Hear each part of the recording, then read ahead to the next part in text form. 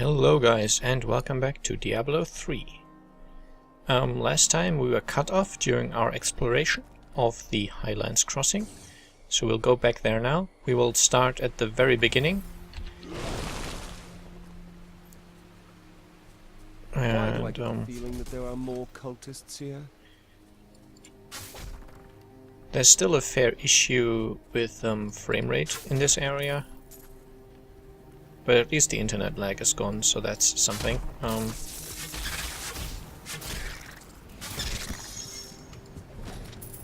And it seems to me the lag is not as bad as it has been. And we get our first... That opponent there must have wonderful treasure. We get our first boss right away. Bane Darkshade.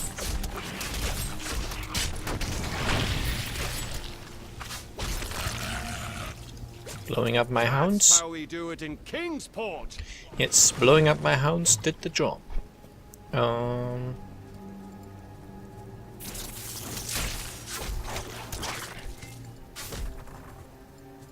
Kingsport is his home, I believe. Well, not I believe. We've spoken to him. I've actually been through the dialogues on screen, so you know what Kingsport is.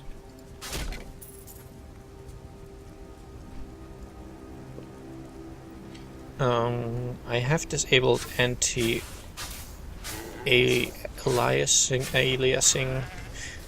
pronounce it however you will.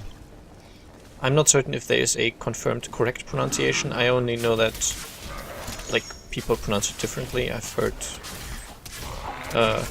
English native speakers use different pronunciations, so anti-aliasing sounds good. It doesn't look that bad to me. It's kind of noticeable though, so how about I re-enable that? It looks like softer now. So obviously edges are smoother, and that's good. But it also looks like it's a little more smudgy somehow. I don't think that's much of a performance issue though. I think the majority of the problem is, I don't know, maybe background stuff that he's rendering. The game has improved performance, like it's not as bad as it was when the game came out, but it's still not ideal.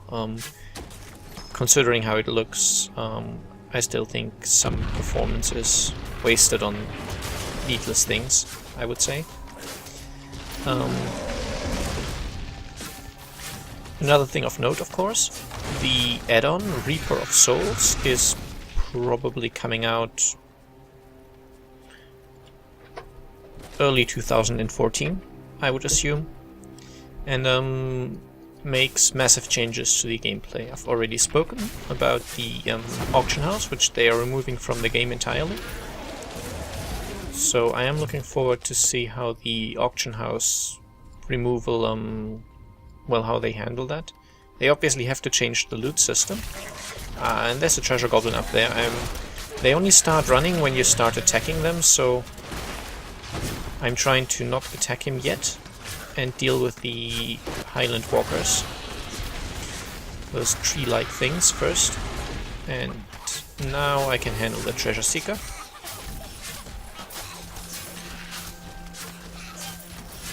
And that seems to be going very well. The poison darts are, as I've noticed before, obviously better against single enemies.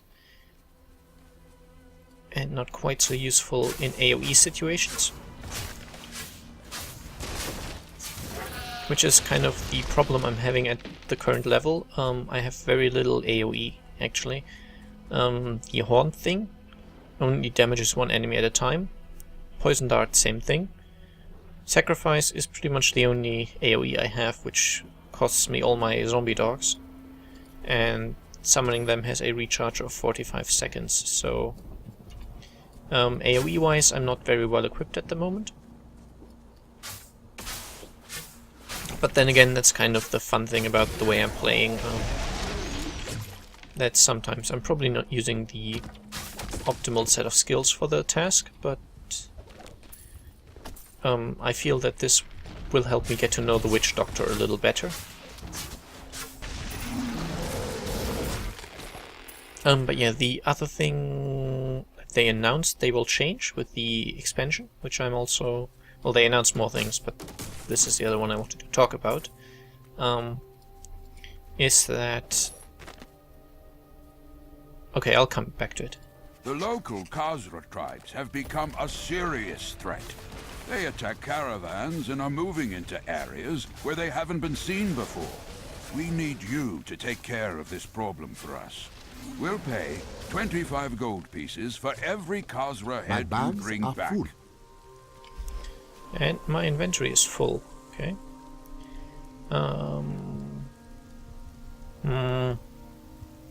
I don't really need the maximum mana, so I prefer the additional experience, really.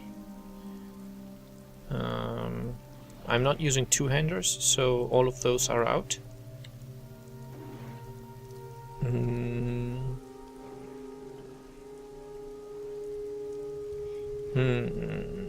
This will increase my damage. I can't two-hand anyway, so I don't know. I think for now I will keep my... Actually, I will equip this one for the 3 point something more damage. 3.2. This one would be even better. Yes, in every way. You see, it does more damage. Fire and cold damage make no difference to me. Same mana regeneration increase and a better experience bonus, so that's a no-brainer. And this is pointless. So now I just go back to town.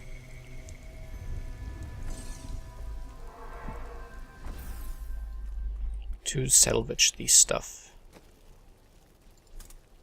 Firstly, of course, repair all my items. And then salvage. I'm salvaging the golds as well. But yes, firstly I'm looking forward to how they will adapt the loot system to work without the auction house, because as it stands, obviously you need the auction house. If you ever wanted to complete a set, you would need to farm for ages to get a full set. So obviously the entire system has the fact in mind that you can buy stuff on the auction house. That's clearly been considered when they designed the system.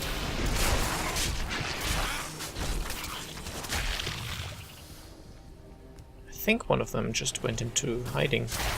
These burrowing leapers, as the name suggests, they can burrow, and that way they can hide underground for a while. And then you think you killed them all, but if you're not careful you might actually face them again. Okay, a few totems, nothing to worry about. This is the door that's closed because we haven't got the Khazra staff. Yes, the other thing I liked was that apparently they're changing the difficulty system so that you can choose like which difficulty you want to play at right off the bat. So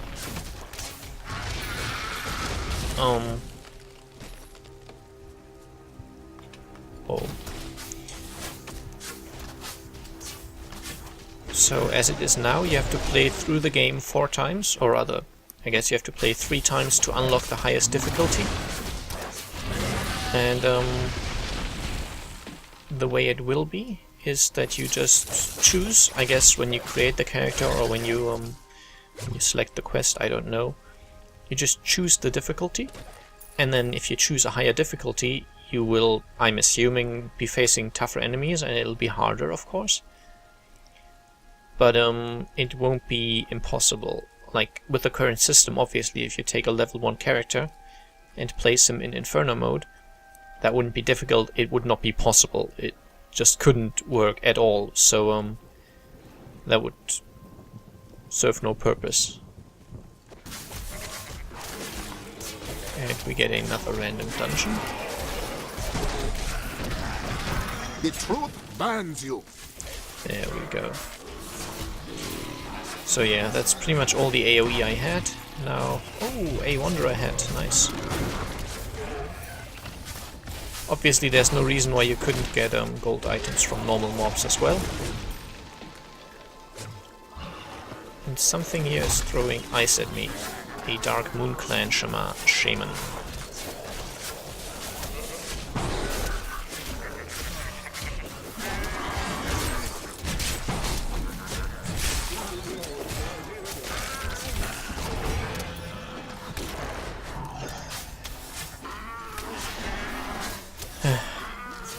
Yeah, I'm severely lacking in AoE at the moment.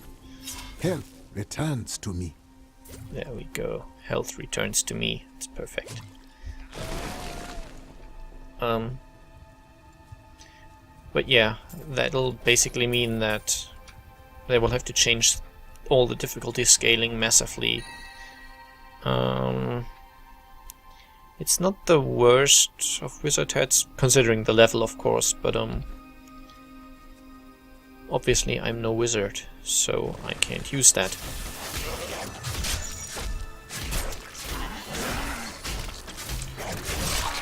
And one more thing which I saw, and all this is pretty much based on, like, I don't know, 2 articles in a video I saw, so might be some of these things have already changed, and since it's still fairly early, some of these things might change again, just because the add-on is still in development.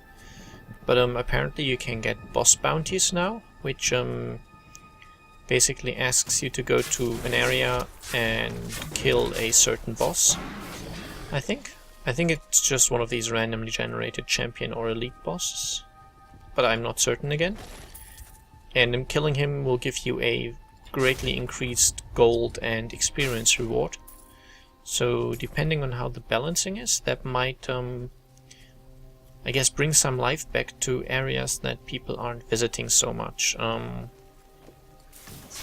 I noticed that in other online games, and the way this game is, it is largely an online game. At least with the way it has an economy and all that kind of stuff. And you obviously have to play online. You don't have to play with others, but you do have to be online. So I have seen that in a lot of these kinds of games, I guess, that in endgame there's pretty much a very small amount of things that are worth doing, because people obviously want to be fastest in gaining experience. They want to get the most legendary items per hour. They want to be there must have wonderful treasure. the fastest to reach Paragon level 100. So after a lot of theory crafting and testing and practice and such, there will always arise one system, one route, one farming spot, whatever, which is better than all the others. Haha. The hounds are really useful. Well, they're called zombie dogs, but I prefer the word hound. It sounds better. It sounds more dangerous and ominous and powerful. I will go into that dungeon when I've explored the overworld. But yeah, as time goes by, there will be a few established routes which are best. So something which has been established as being the best for getting experience and the best for getting loot. For example, now this is based on my understanding. I'm not that into the like high-end Diablo 3 gameplay, so I might be wrong. But the way I see it, people basically build their characters with a lot of money invested into them, so they can kill enemies quickly on Monster Power 10, and then they just go on Monster Power 10, go into the few areas which have really high enemy density, and just roll through these, getting up a few Nephilim stacks and then just rolling through the area. And I think very popular are the Keep Depth level 2, I think there's one area in Act 1 as well, which is quite popular. I'm not too certain on these things, though. Okay, down there we see another cool little event. They seek to bind the spirits. They will not succeed. Where the Khazra have apparently summoned a Shade of the Outlands, a Chupa Khazra. Kind of a boss fight, so... Ooh. And these bosses, while it doesn't say so on their name, they also have Fallen Umbaru are forever lost. they also have like random attributes like Have you ever robbed the it too?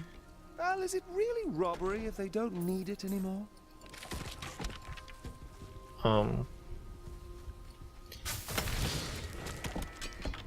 the Goatman drums can buff Goatman, I believe. Yeah, even though that was a named boss, so he's got a fixed name. Most of these boss names are randomly generated. But he's a named boss, and that means under his name, as you could saw it say, Shade from the Outlands, Shadow from the Outlands, something along those lines. He still has like attributes, certain abilities like all the others have as well. So in that case he was frozen, meaning he had those frozen things. We also saw those in Adria's hut when we were facing the corrupted guardsman, Captain something. I forgot his exact name. But he also had that attribute, and I believe he always has. I'm not so certain if the one I just faced also has always the same attribute. I'm hoping it's noticeable. I'm trying to speak a little more slowly, because I've noticed upon rewatching my older episodes that I speak a little fast at times, and I think I'm speaking quite clearly, so I should be well understood. And another boss. This one has knockback, I think. So why not? Let's blow up the hounds and haunt him a little bit.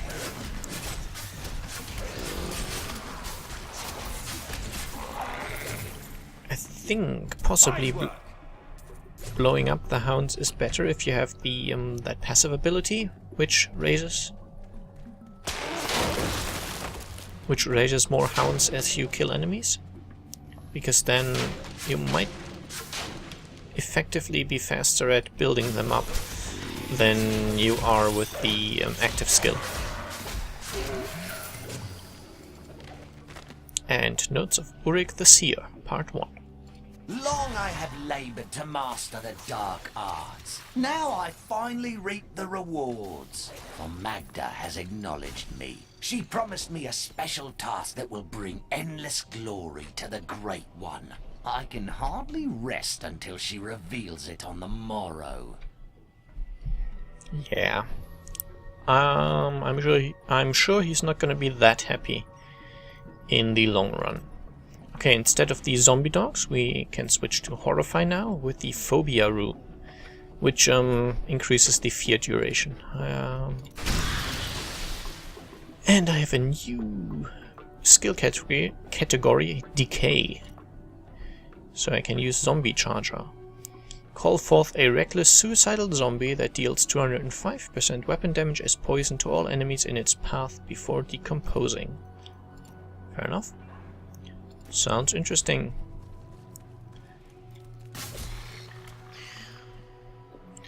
Oh yeah, sacrifice is obviously pointless now. But I'm not switching. I'm using the... Oh, interesting. We must have gotten that as well, the Spiritual Attunement, which increases my mana by 20% and regenerates 1% per second. For passive skills, I'm not clinging to my rules quite as tightly, because I still have to use the sacrifice skill as it is,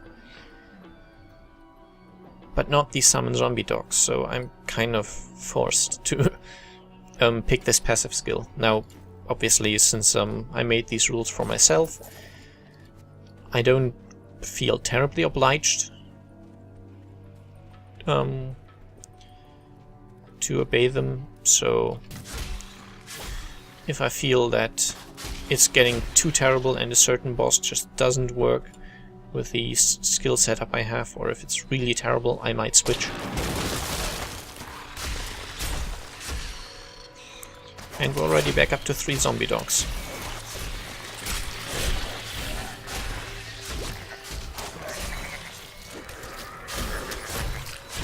I have to remember I need to be close to my enemies for this to work, but That opponent there must have wonderful treasure. haha. And I can blow them up just as nicely.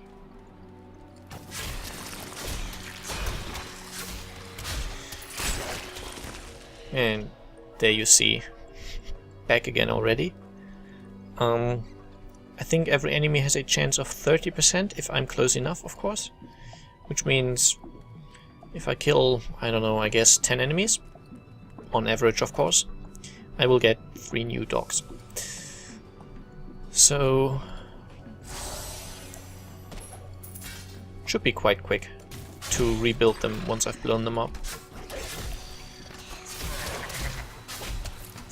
So the advantage of using the active skill obviously is that I get the rune, so my zombie dogs were poisonous before, but they are not with the passive skill. The passive skill just gives you the, I don't know, unruined version. Oh dear, knockback. Let's see what this guy does. I didn't even see him. My zombie charger. Oh well. There's the resplendent chest, of course. As I said, almost all 2-level dungeons will have this. There's, I don't know, I guess the stuff like the cathedral, the story dungeon we went through. I'm guessing those would be exceptions to that rule.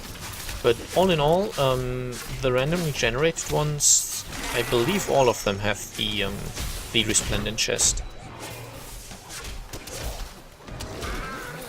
Okay, at least I saw that guy. Doesn't have a very long range, but the damage seemed very nice. Obviously the champion and the elite mobs have more health than normal. But anyway, I will continue this next time, so until then, bye bye!